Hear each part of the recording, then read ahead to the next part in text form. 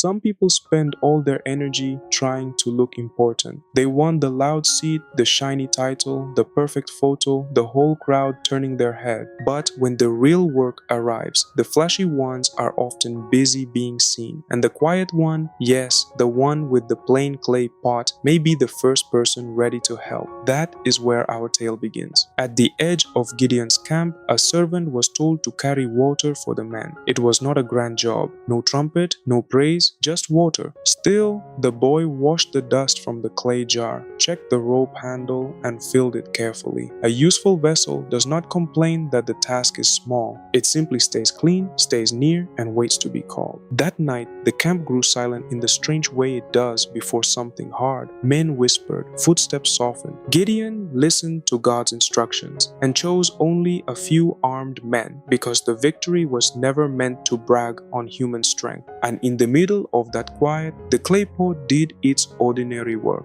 It carried water, nothing glamorous, everything necessary. Then came the moment no one expected. Gideon's men lifted torches and blew their trumpets, and the clay jars were broken. The pots were not broken because they were worthless. They were broken so the light could be seen. Ah, my friend, that is the secret. Sometimes the vessel is not meant to stay admired on the shelf. Sometimes it is meant to be available in the hand of the master, even if that means being cracked open. That is what Paul meant when he wrote about the great house. Some vessels are flashy and some are simple, but the vessel that matters is the one that is clean, ready, and set apart for good use. Not full of old anger, not cluttered with noise, not too proud to serve. A bowl can be ordinary and still carry life. A clay jar can be plain and still be chosen. Maybe that is the word your heart needed tonight. Available, not perfect, not noisy, not always noticed, just available, clean enough to be used, humble enough to be trusted, ready enough to answer when love calls your name. The world praises sparkle, but heaven often looks for steadiness. And steady people, like steady jars, hold what others need without making a scene. So, if your life feels plain, do not despise it.